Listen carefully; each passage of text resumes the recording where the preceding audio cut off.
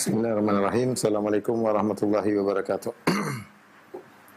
Alhamdulillahi ala ihsani wa syukru lahu ala taufiqihi wa amtinani. Asyhadu an la ilaha illallah wahdahu la syarika lahu ta'ziman li sya'nih wa asyhadu anna Muhammadan abduhu wa rasuluhu da'ila ridwani. Allahumma salli alaihi wa ala alihi wa ashabihi wa ikhwani. Para pemirsa Raja dimanapun Anda berada, kita lanjutkan pembahasan kita dari tafsir surat Fatir. Kita sudah sampai ayat 31 dan insyaallah kita lanjutkan pada ayat ke-32. Saya ulangi sedikit dari ayat 31. Allah Subhanahu wa taala berfirman, "Walladzi auhayna ilaika minal kitabi huwal haqq." Dan yang kami wahyukan kepada engkau dari Alkitab itulah yang benar, ya. Musaddiqan lima baina yadayhi, yang membenarkan kitab-kitab sebelumnya. Innallaha bi'ibadihi lakhabirum basir.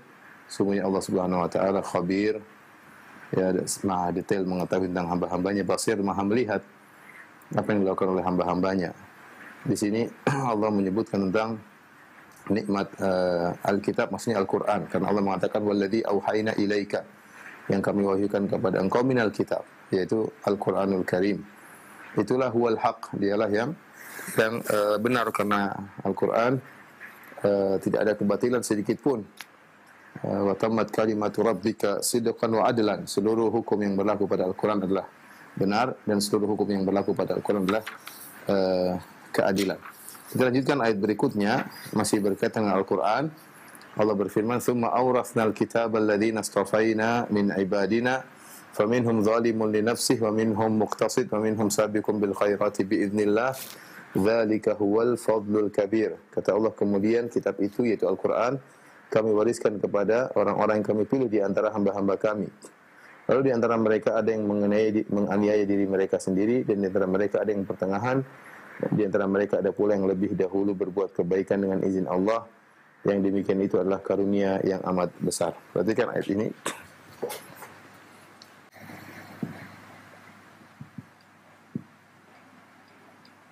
Minhum zalimun li nafsihi ومنهم مقتصد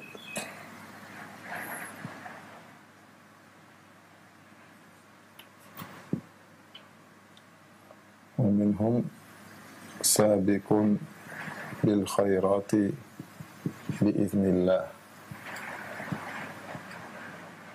ذلك هو الفضل الكبير ذلك هو الفضل الكبير Al-Fadlul Kabir. Taib. Allah berfirman, lalu kami wariskan. Makna wariskan di sini sebagaimana dijelaskan oleh Tahir Ibn Ashur, maksudnya a'tayna. Iras. Lalu kami wariskan, ya. Lalu kami wariskan.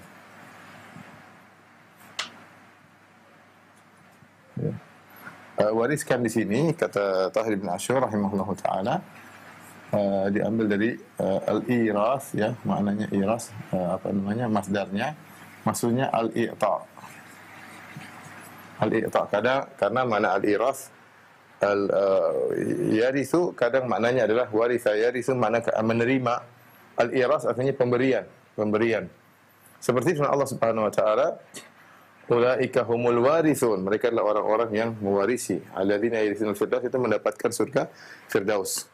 Kami wariskan Alkitab. Di sini kalimat aurasna membutuhkan dua maf'ul bih, ya. Al-iras ini membutuhkan, yaitu artinya memberikan. Ini membutuhkan dua objek, dua maf'ul bih, atau dua objek, ya. Objek pertama adalah Alkitab.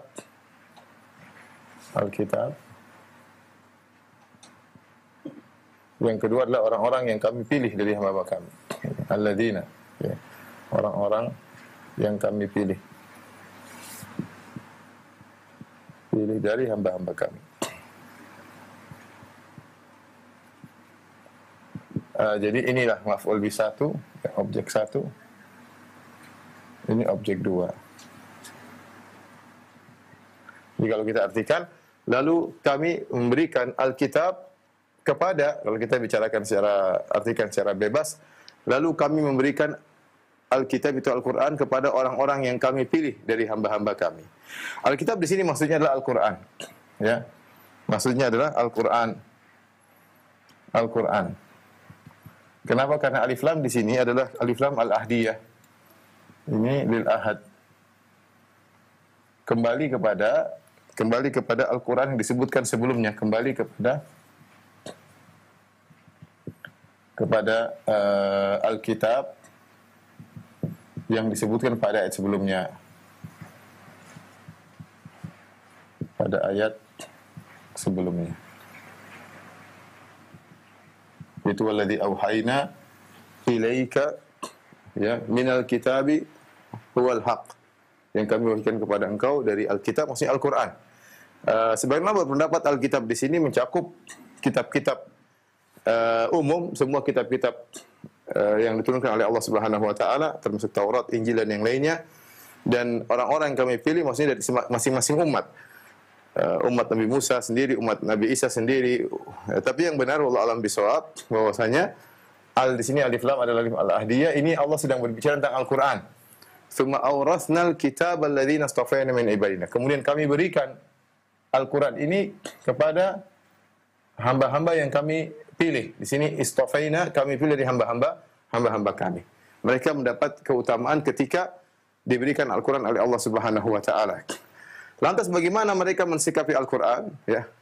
Sebagaimana dijelaskan oleh Al-Alusi, tatkala mereka menerima Al-Qur'an, itu perintah untuk menjalankan Al-Qur'an, maka ya, atau mereka mewarisi Al-Qur'an, maka sikap mereka terhadap Al-Qur'an berbeda-beda. Di antara mereka ada yang mendapatkan ta'thir, pengaruh yang lemah. Di antara mereka ada yang ta'thiran wasatan, pengaruh yang sedang. Dan di antara mereka ada yang mendapat pengaruh dari Al-Quran dengan kuat. Maka terjadilah 3 model manusia dalam mensikapi Al-Quran, dalam menjalankan perintah-perintah Al-Quran. Kata Allah, faminhum, di antara mereka. Maka di antara mereka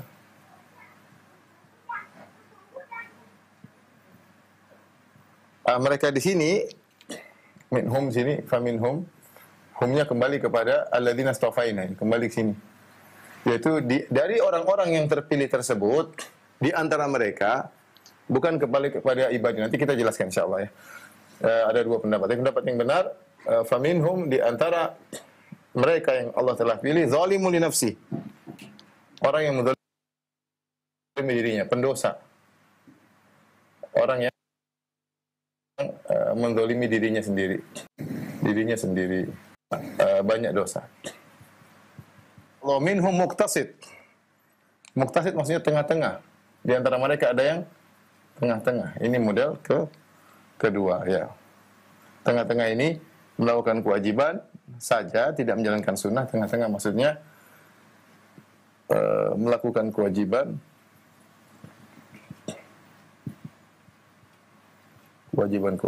meninggalkan larangan,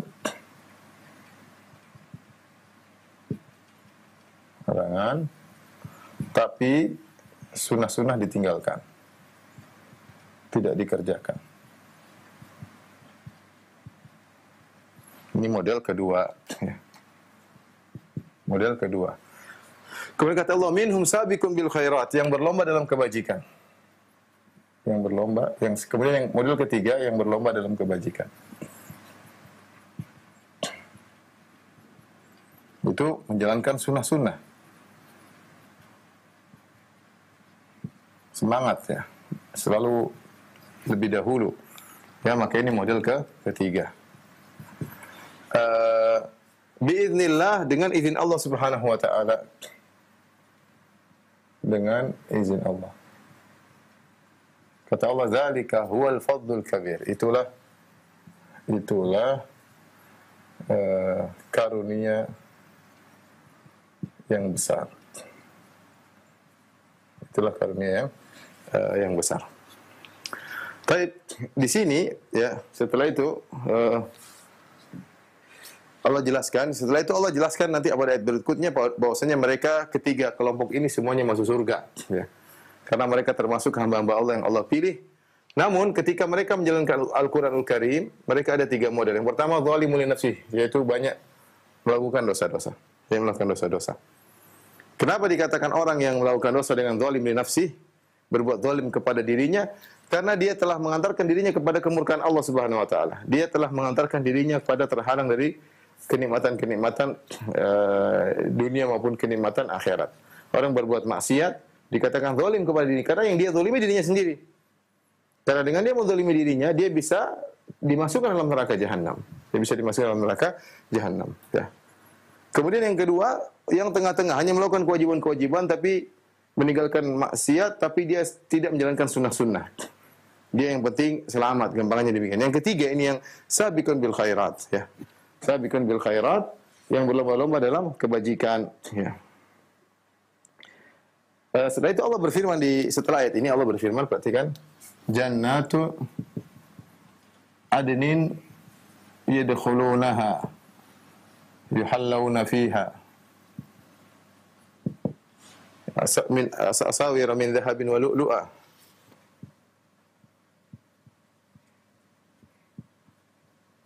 Lu'lu'a. Saya ingin fokus pada poin yang ini.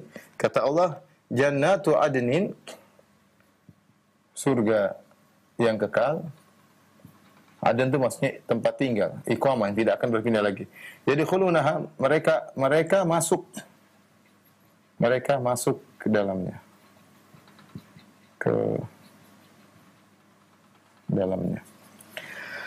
Di sini Allah menggunakan kata mereka. Makanya ada waw al-jamaah, ya. Waw di sini menunjukkan mereka. Kata ganti orang ketiga yang maknanya plural. Mereka. Mereka sini siapa? Mereka ini kembali kepada 3 kelompok ini. Zalimun li nafsihi, muqtasid, sabiqun bil khairat.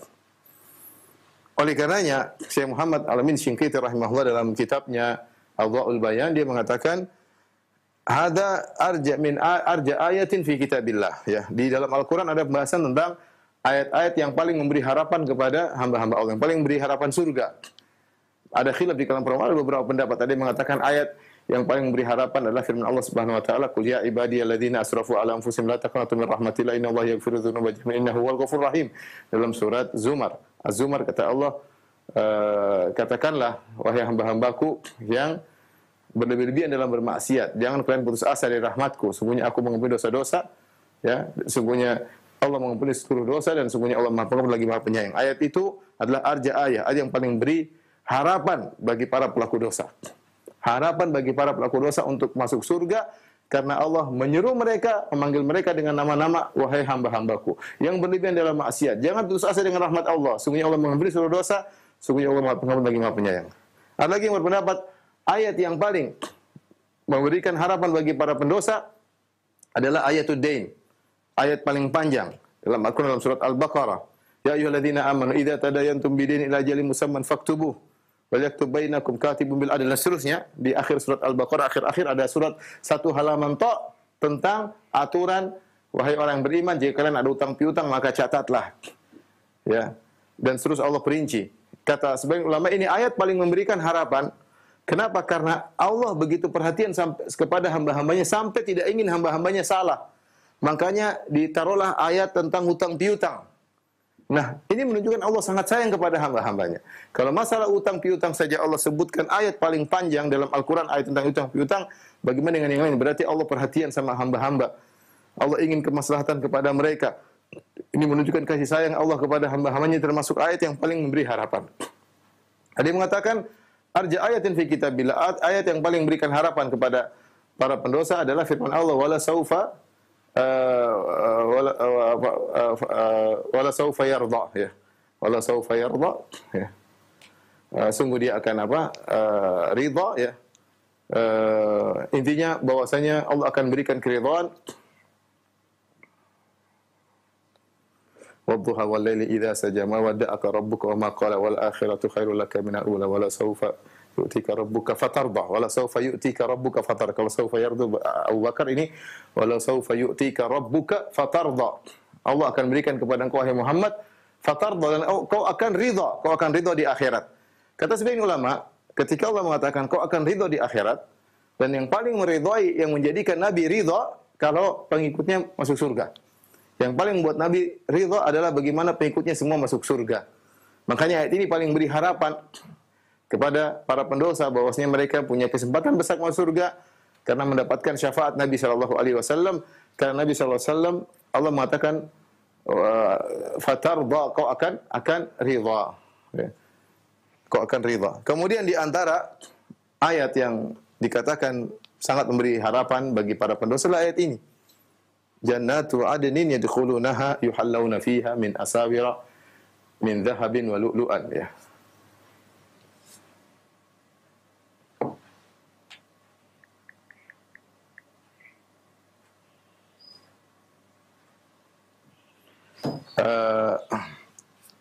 Ini ayat yang paling memberi di sini ada minnya.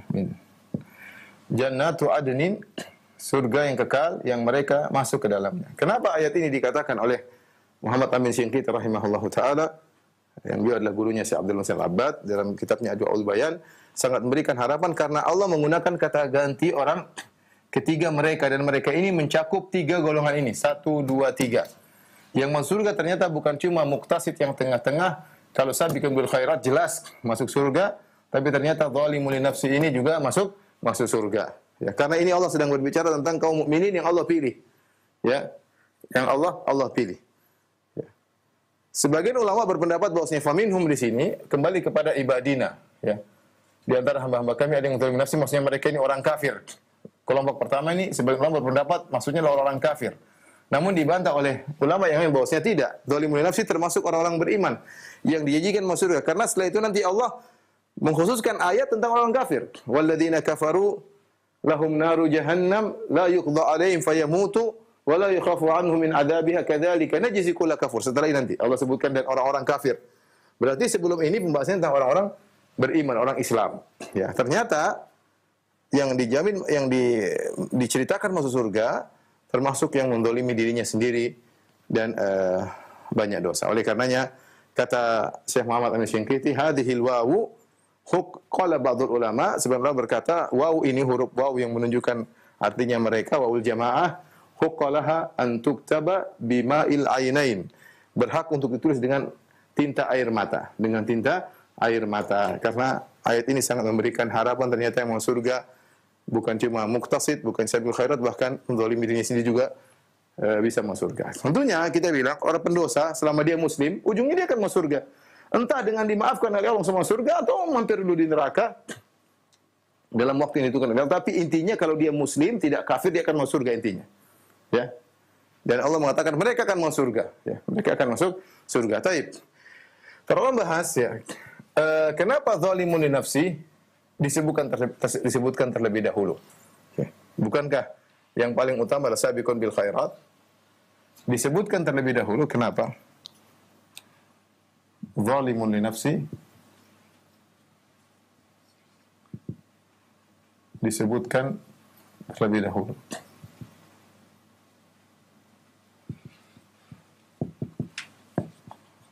Ada beberapa hikmah karena ya, sebenarnya karena apa? Karena zalim nafsi untuk menolak persangkaan, dafu tawahum, untuk menolak persangkaan bahwa mereka tidak masuk surga,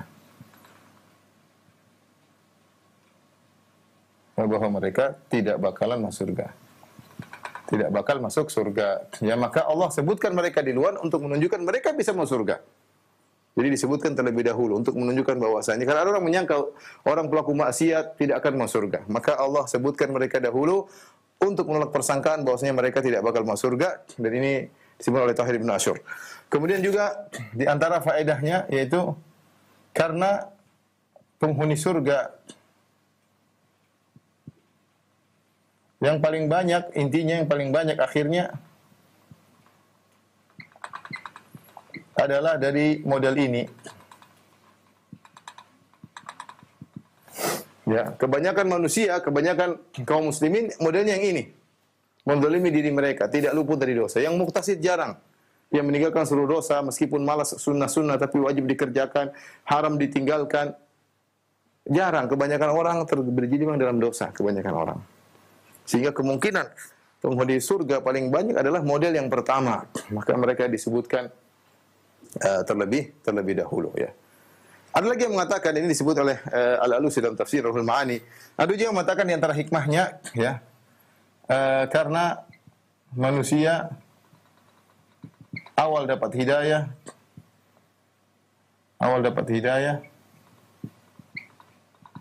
dimulai dengan zalimun li nafsi, kemudian naik menjadi muqtasid, nanti semangat lagi jadi sabiqun bil khairat.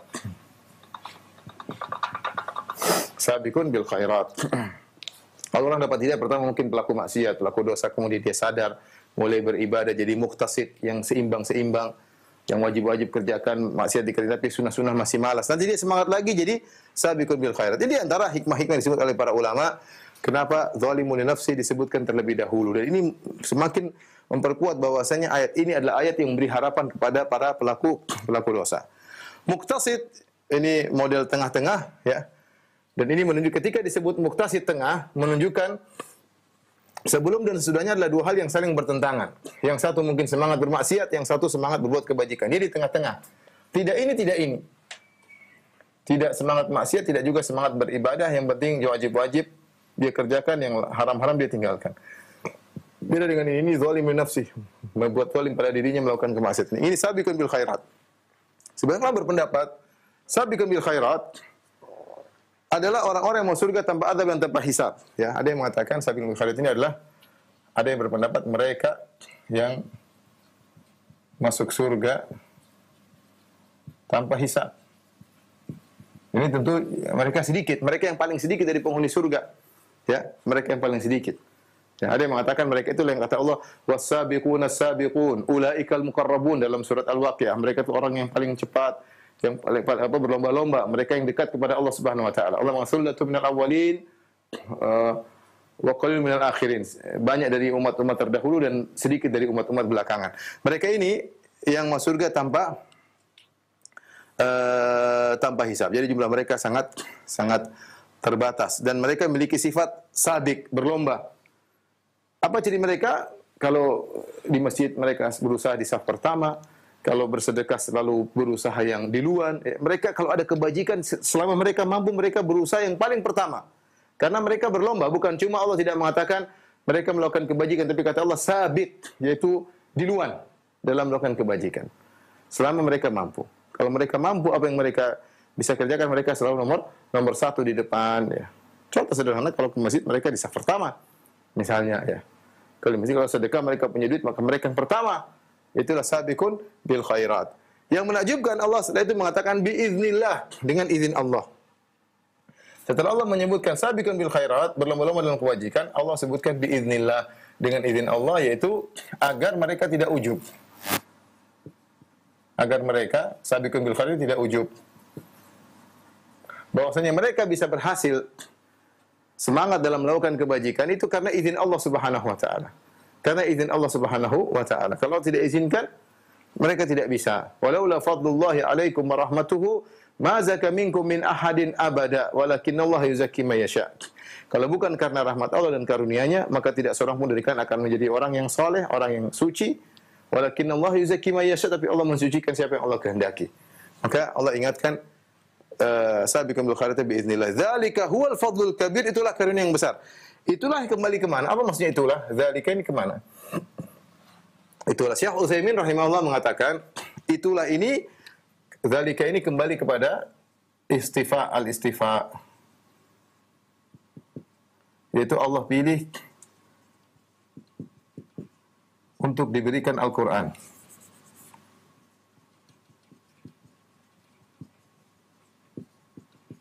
Dalam tafsirnya Syekh Utsaimin menjelaskan, zalika, itulah, maksudnya apa ini? Kembali kepada al-istifa. Zalika ini kembali kepada al-istifa.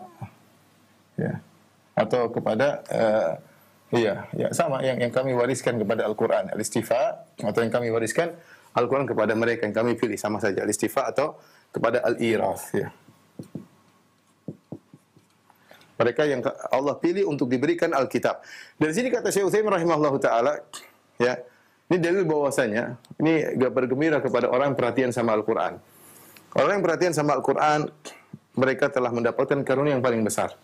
Tatkala seorang diberi taufik untuk semangat baca Al-Qur'an, apalagi menghafalkannya, mempelajarinya, menghabiskan waktunya untuk Al-Qur'an, perhatian sama ahli Al-Qur'an, ya, memberikan waktunya untuk Al-Qur'an, porsi Al-Qur'an banyak baginya.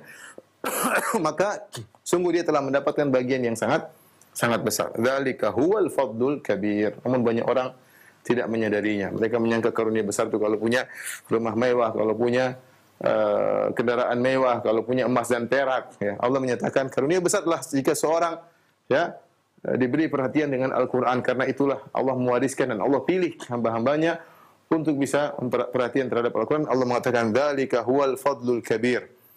Itulah karunia besar dari Allah Subhanahu wa taala. Ya. Kita lanjutkan. Allah berfirman, "Jannatu adnin yadkhulunaha." Jannat, surga-surga, Aden itu maksudnya al-iqamah. Aden maksudnya al-iqamah, maksudnya surga-surga yang kekal, bukan surga yang mereka akan tinggalkan, tapi ketika mereka masuk tidak bakalan keluar lagi. Jannatu adnin yadkhulunaha, yang mereka masuk dalamnya. Dalam sebagian qiraah yudkhalunaha. Mereka dimasukkan. Dalam sebagian qiraat bukan dengan mabni lil majhul yudkhalunaha. Yudkhalunaha dalam sebagian qiraat. Kalau ini yang kita dalam Quran kita, dalam qiraat kita, jannatu adnin yadkhulunaha, surga-surga yang kekal yang mereka masuk di dalamnya. Tapi dalam sebagian qiraat jannatu adnin yudkhalunaha, surga-surga yang kekal yang mereka dimasukkan ke dalam surga. Ya, artinya seakan-akan ada pemuliaan. Bukan mereka masuk sendiri, tapi surga didekatkan kepada mereka. Makanya Allah mengatakan uzlifatil jannatu lil muttaqina ghairu ba'id. Maka surga didekatkan kepada para penghuni surga sehingga tidak jauh dari mereka. Jadi mereka berjalan menuju surga, surga dekat kepada mereka sehingga mereka dimasukkan dalam surga. Sehingga mereka masukkan dalam surga, ya. Dan ini juga bentuk pemuliaan kepada mereka. Dan juga isyarat bahwasanya yudkhalunaha, mereka dimasukkan bahwasanya mereka masuk surga adalah karena karunia Allah. Amal mereka tidak cukup untuk bisa memasukkan mereka ke dalam surga, tapi karena karunia Allah Subhanahu wa taala sehingga mereka masuk dalam surga. Yuhallawna fiha. Mereka dihiasi dalam surga.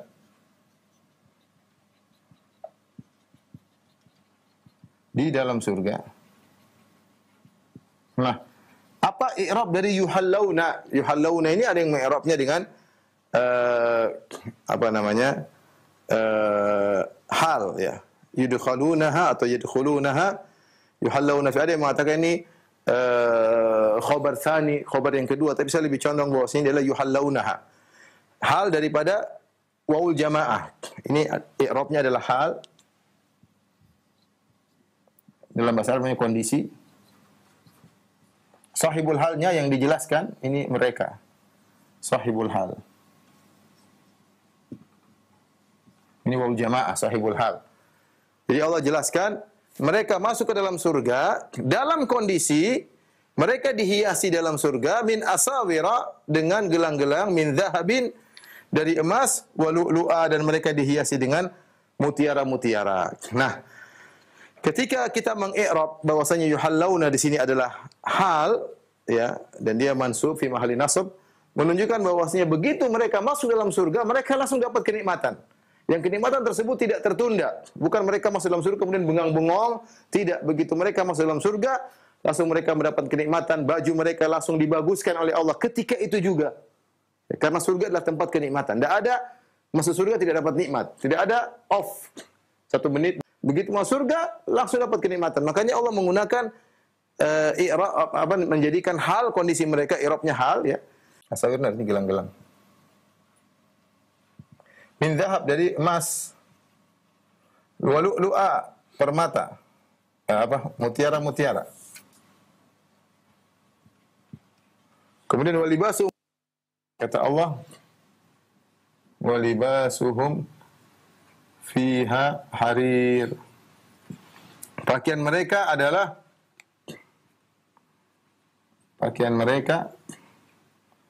adalah sutra. Ya. Baik, apa yang bisa kita ambil faedah dari ini? Faedah bahwa di surga tidak ada yang haram, semuanya halal. Ya. Kita tahu di dunia laki-laki nggak boleh pakai gelang menyerupai wanita.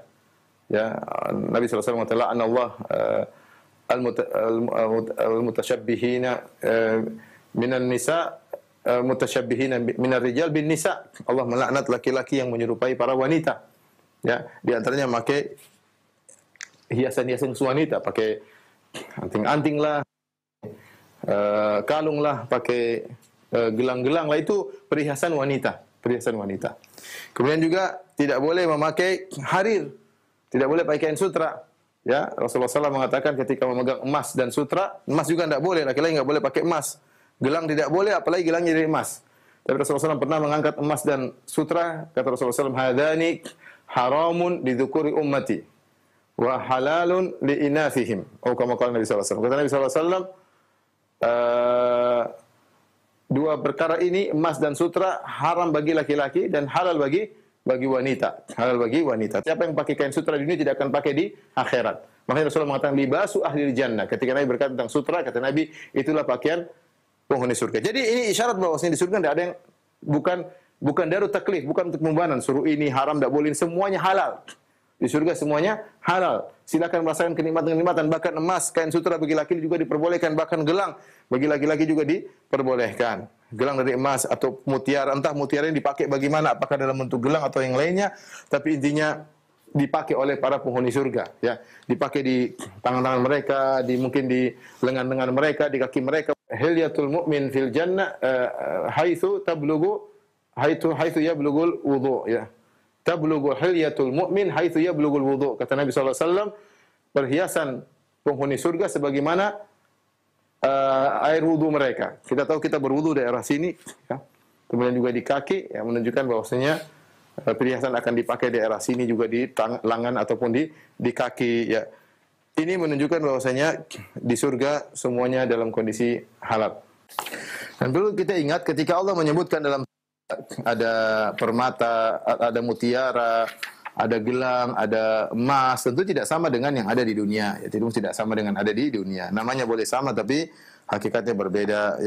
Ya, kata Ibnu Abbas radhiyallahu anhu, laisa ma min syai'in fil jannah mimma fid dunya illa al-asma. Tidak ada sesuatu pun di surga dibandingkan dengan dunia yang sama, cuma hanya sekedar nama saja, Baik, setelah itu Allah berfirman tentang ketika mereka masuk surga, wa qalu alhamdulillahilladzi adhhaba 'annal hazana inna rabbana laghafurun syakur. Lalu mereka berkata, segala puji bagi Allah, alladzi adhhaba 'annal hazan, yang telah menghilangkan kesedihan dari kami. Inna rabbana laghafurun syakur. Sungguhnya Rabb kami adalah sangat pengampun dan sangat pandai membalas kebajikan, ya. Tapi di sini yang diucapkan pertama kali oleh para penghuni surga, mereka langsung memuji Allah Subhanahu wa taala, ya. Sehingga mereka mengatakan alhamdulillah, segala puji bagi Allah. Allah dipuji dengan dua hal, dipuji segala puji hanya milik Allah. Allah dipuji karena sifat-sifatnya yang maha tinggi, dan yang kedua karena pemberian yang sangat banyak. Di antara pemberiannya adalah bagaimana kaum mukmin bisa masuk surga. Alladzi adhaba 'annal hazan, yang Allah telah menghilangkan kesedihan dari kami. Ya, begitu penghuni surga masuk surga, segala kesedihan hilang. Makanya Allah mengatakan udkhulul jannata la khaufun 'alaikum wa la antum tahzanun. Masuklah kalian ke dalam surga, tidak ada kekhawatiran dan juga tidak ada namanya kesedihan. Segala jenis kesedihan hilang ketika di surga. Sebelum mereka masuk surga, mereka banyak kesedihan, kekhawatiran, apa yang terjadi, bakalan terjadi, bagaimana, apakah mereka bisa masuk surga atau tidak. Di antara kesedihan yang buat mereka sedih adalah kondisi hari kiamat, ahwal yaumil qiyamah. Dahsyatnya hari kiamat buat mereka bersedih. Namun begitu mereka masuk surga, semua kesedihan hilang, yang ada kebahagiaan. Di antara yang membuat seorang tidak sedih, jika hatinya diliputi oleh dua hal, kekhawatiran dan kesedihan. Itu yang membuat orang tidak bahagia. Khawatir membuat orang gelisah. Sedih membuat orang juga sengsara. Ini dua hal yang selalu ada dalam kehidupan dunia, siapapun orangnya. Mau dia raja, mau dia panglima, mau dia presiden, mau dia pejabat, mau dia orang terkaya di dunia, dia orang tercantik di dunia, dia orang tertampan di dunia, dia orang paling tenar di dunia, ya. Siapapun dia orangnya, ya, dia pasti ada rasa khawatir, pasti ada sedih. Hidupnya bercampur antara senang dan sedih, antara aman dan khawatir. Semua orang seperti itu. Ya, agar kita tahu bahwasanya dunia ini bukanlah tempat yang kenikmatan yang sempurna. Ingin dapat kenikmatan sempurna, tidak ada sedih, tidak ada kekhawatiran di surga. Kita di dunia banyak hal yang membuat kita sedih. Terkadang kita melihat sesuatu membuat kita sedih. Saya melihat pemandangan depan kita menjadikan kita sedih. Ya. Dan kita sedih di banyak hal. Lihat berita-berita bikin kita sedih. Lihat sesuatu menjadi kita sedih. Kita memikirkan sesuatu menjadi kita sedih. Terkadang orang dekat kita menjadikan kita sedih. Terkadang anak kita membuat kita sedih. Terkadang istri kita membuat kita sedih. Terkadang ayah ibu kita membuat kita sedih. Terkadang kakak adik kita membuat kita sedih. Terkadang kita sedih dengan diri kita sendiri. Banyak hal yang membuat kita sedih. Banyak hal yang dilihat membuat kita sedih. Nah, segala model kesedihan ketika masuk surga hilang seluruhnya. Oleh karena penghuni surga pertama kali masuk surga mereka muji Allah. Dalam ayat yang lain Allah mengatakan wa qul hamdulillahilladzi hadana li hadza. Segala puji bagi Allah telah memberi petunjuk kepada kami. Dalam ayat ini dia muji Allah, mereka muji Allah yang telah menghilangkan dari kami kesedihan. Inna rabbana laghafurun syakur. Sungguhnya Rabb kami laghafur, Maha Pengampun dan Maha Syakur. Syakur itu adalah Maha berterima kasih kalau bahasa Indonesia. Artinya Maha memberikan balasan yang sangat banyak. Ghafur berkaitan dengan dosa-dosa. Artinya apa? Ketika para penghuni surga mengatakan inna rabbana la ghafur, sungguhnya Rabb kami benar-benar Maha Pengampun, mereka artinya tidak ujub ketika masuk surga. Mereka sadar bahwasanya banyak dosa-dosa mereka yang diabaikan oleh Allah. Dan banyak dosa-dosa mereka yang diampuni oleh Allah Subhanahu wa taala. Seandainya Allah tidak ghafur, kita tidak bisa bakalan masuk surga. Dan ini ungkapan bahwasanya mereka tidak ujub sama sekali. Itu sifat orang yang saleh. Mereka masuk surga langsung mereka muji Allah dan mereka mengakui bahwasanya Allah adalah Ghafur. Yang seandainya Allah tidak Ghafur, kita tidak bisa bakalan masuk surga. Karena banyak sekali dosa yang kita lakukan, tapi Allah Ghafur, banyak dosa yang diabaikan, banyak dosa yang diampuni. Kemudian Syakur. Syakur juga menunjukkan mereka tidak ujub. Mereka bilang Allah adalah Tuhan yang Maha memberi membalas kebaikan. Karena mereka tahu kebaikan mereka tidak pantas untuk dibalas dengan surga senikmat ini, sesempurna ini. Tidak pantas. Kita apa sih kita ibadah? Ibadah berapa tahun? Mungkin 40 tahun. Ya, apa mau dibayar dengan surga kenikmatan abadi yang maha sempurna? Diberikan oleh Allah yang dengan penuh kesempurnaan dan abadi, bukan cuma sempurna abadi. Sementara amal kita cuma terbatas, cuma 40 tahun, 50 tahun, itu pun tidak sempurna, ya. Jadi apa yang kita lakukan cuma sedikit tapi dibalas dengan kesempurnaan yang abadi. Makanya Rabb adalah Syakur. Ini ungkapan dari mereka mengakui bahwasanya segalanya adalah dari Allah Subhanahu wa taala. Ya, adalah dari Allah Subhanahu wa taala. Apa yang mereka lakukan memang sebab masuk surga, tapi bukan untuk membayar surga, karena surga ya tidak bisa dibayar dengan amalan yang hanya sedikit, apalagi bercampur dengan kemaksiatan. Baik, ini ungkapan mereka. Kemudian mereka muji Allah lagi, ya. Mereka berkata, "Alladzi ahallana daral muqamah." Yang telah menempatkan kami pada negeri yang muqamah, yaitu negeri yang abadi, tempat tinggal yang sesungguhnya. Min fadlihi, dari karunia Allah Subhanahu wa taala. Ini lagi pengakuan mereka lagi. Mengakui bahwasanya mereka mau surga dengan karunia Allah Subhanahu wa taala. Amal dan perbuatan mereka hanyalah sebab, tapi bukan itu yang menentukan. Yang menentukan adalah karunia Allah Subhanahu wa taala. Dan mereka berkata ketika mereka memuji Allah, mereka sudah al-muqamah. Al-muqamah adalah tempat dari aqama, ya. Muqam yaitu tempat tinggal yang abadi, yang mereka tidak mau keluar dari tempat tersebut. La yabghuna anha hiwala, kata Allah mereka tidak mau berpindah dari tempat tersebut. Dan Syekh Utsaimin rahimahullah punya perkataan ini, dia mengatakan bahwasanya setiap penghuni surga di surga dia merasa dia yang paling dapat nikmat. Apa yang dia lihat dari mungkin kenikmatan yang lain tidak membuat dia cemburu, dia merasa dia yang paling nikmat. Jadi Allah menjadikan dia super bahagia. Ya, bisa jadi ada penghuni-penghuni surga yang lebih tinggi kedudukannya, lebih bagus nikmatnya, tapi tidak. Dia merasa dia yang paling nikmat karena hati dia diatur oleh Allah Subhanahu wa taala. Dia merasa dia yang paling bahagia. Maka la yabghuna anha hiwal. Dia tidak mau pindah. Sudah, saya di sini nyaman. Tidak usah naik ke atas, sudah saya sudah nyaman di sini. Makanya dia mengatakan alladzi ahallana darul muqamah, yang telah menempatkan kami pada tempat yang abadi, yang buat kami abadi di sini. Ya. Sebaliknya, kata Syekh Utsaimin rahimahullah, penghuni neraka ketika diadab, dia merasa bahwasanya dia yang paling tersiksa dibandingkan dengan yang lainnya. Padahal bisa jadi ada orang lebih parah disiksa daripada dia, tapi dia merasa dia yang paling sengsara ketika diazab. Beda penghuni surga merasa paling bahagia, dia merasa dia yang paling sengsara, tidak ada penghuni surga di neraka yang lebih sengsara seperti dia. Kenapa? Dia merasakan azab yang sangat pedih. Adapun di surga mereka merasakan, penghuni surga merasakan kenikmatan yang sangat sempurna. Di antara kesempurnaan nikmat tersebut, mereka berkata, la yamassuna fiha nasabun wa la yamassuna fiha lughub. Di surga kami tidak merasakan nasab, keletihan, dan kami tidak merasakan lughub, capek. Apa bedanya nasab dan lughub? Nasab adalah keletihan yang dirasakan ketika beraktivitas, itu namanya nasab. Adapun lughub adalah keletihan yang dirasakan setelah beraktivitas. Orang terkadang ketika aktivitas dia tidak merasa capek. Ketika selesai baru pegel-pegel, baru lelah, capek, encok lah, macam-macam lah. Tapi ketika beraktivitas santai-santai aja, tidak merasa letih, dan banyak kita kadang mengalami seperti itu. Kita olahraga santai, tidak merasa capek, senang, semangat. Begitu selesai pulang ke rumah, pegal-pegal, nyilu-nyilu, encok lah, macam-macam. Nah, keletihan yang dirasakan ketika aktivitas kita sedang bekerja capek, yaitu namanya nasab. Keletihan yang dirasakan setelah selesai aktivitas namanya lughub. Makanya Allah Subhanahu wa taala ketika menyebutkan tentang penciptaan alam semesta, Allah mengatakan, "Walaqad khalaqnas samawati wal arda wa ma bainahuma fi sittati ayyamin wa ma massana min lughub." Sungguh kami telah menciptakan langit dan bumi dalam waktu 6 hari dan apa yang di antara keduanya waktu 6 hari, dan kami tidak ditimpa dengan lughub. Maksudnya letih setelah aktivitas. Allah bukan berarti menciptakan alam semesta karena Allah capek, enggak, tidak ada lughub bagi Allah. Penghuni surga ketika beraktivitas tidak capek, ketika setelah beraktivitas juga tidak capek. Kita di dunia, terkadang kita beraktivitas, kita ada dua kemungkinan. Kita beraktivitas tidak capek, tapi setelah beraktivitas capek. Kemudian kedua, terkadang kita nggak beraktivitas, tahu-tahu badan kita terasa capek, padahal kita nggak ngapa-ngapain. Tapi terasa capek, terasa pegel, itu namanya lughub, meskipun tidak beraktivitas. Ya, Allah nafikan semua keletihan dalam beraktivitas maupun keletihan setelah beraktivitas. Karena di dunia, di surga tidak ada namanya capek. Kalau capek akhirnya menjadikan istirahatnya menjadikan ngantuk menjadikan tidur. Padahal penghuni surga tidak ada yang tidur. Ya, ketika ditanya Rasulullah SAW penghuni surga tidur, kata Rasulullah SAW, "An-naumu akhul maut." Tidur adalah saudara kematian, dan di surga tidak ada kematian. Tidak ada kematian. Dan kalau namanya tidur berarti ada kenikmatan yang off. Ada orang tidur 2 jam berarti kenikmatan off. Ya.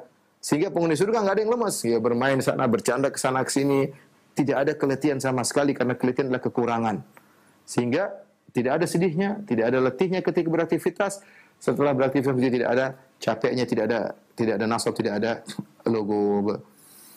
Inilah para pemirsa Radio Raja Rahmatullah Subhanahu wa taala berada yang bisa kita sampaikan pada kesempatan kali ini. Kalau ada waktu silakan tanya jawab, kalau tidak ada ya, kita sampaikan cukup sampai di sini. Wallahu a'lam bishawab. Jazakallahu khairan wa barakallahu fikum Ustaz atas penyampaian materi yang sangat bermanfaat sekali di kesempatan ini berkaitan dengan tafsir Al-Quran di surat Fatir ayat yang ke-32 hingga 35. Nah, ikhwata Islam azakumullah, silakan bagi Anda yang ingin bertanya secara langsung. Untuk pertanyaan pertama kita coba angkat dari pesan singkat dari Pak Ian di Jawa Barat. Assalamualaikum warahmatullahi wabarakatuh Ustaz. Apakah cintanya Allah sama kepada penduduk surga atau berbeda-beda seperti tingkatan mereka di surga?